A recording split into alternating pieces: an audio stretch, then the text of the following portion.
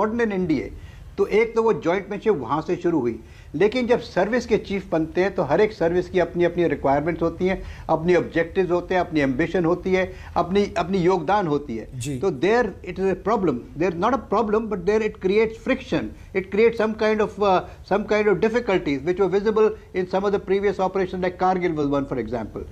So अब किसको ऐसी, देखिए इसमें सीनियरिटी का भी सवाल है, इसमें एक पर्सनैलिटी का भी सवाल है।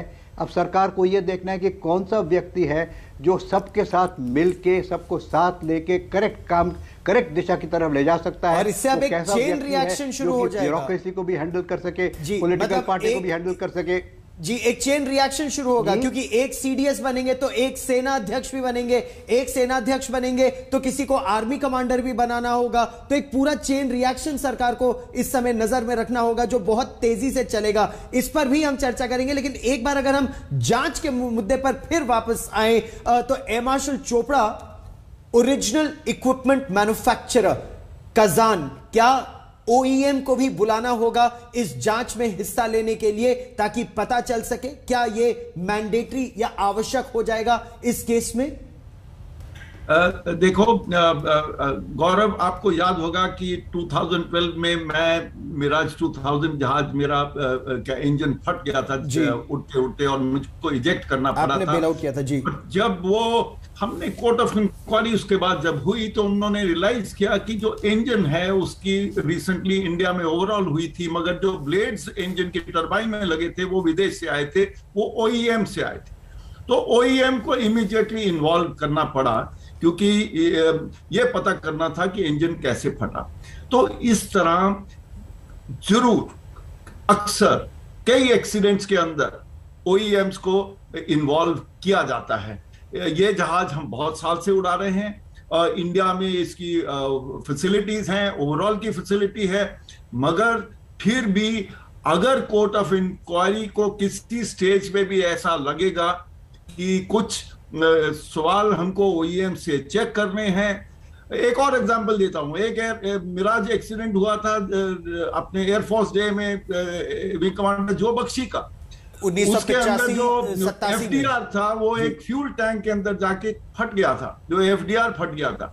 उस एफडीआर को मिल्किंग के लिए इंडिया में तब ऐसी फैसिलिटी नहीं थी, तो फिर हमको ओईएम के पास जाना पड़ा।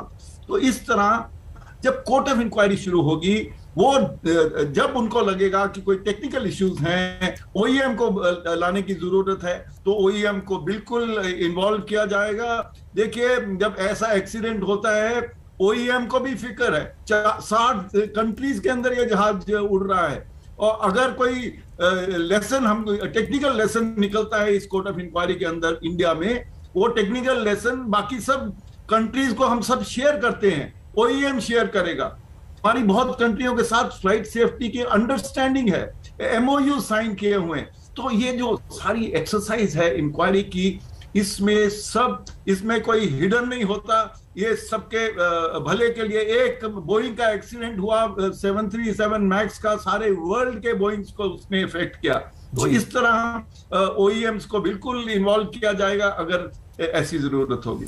एयर मार्शल चोपड़ा, हम ये भी समझना चाहेंगे, चूंकि जो सबसे अनुभवी हाथों में वो विमान था उस समय, तो एक जो कमांडिंग ऑफिसर होता है हेलीकॉप्टर यूनिट का, उसकी एक्सपर्टीज कैसी होती है?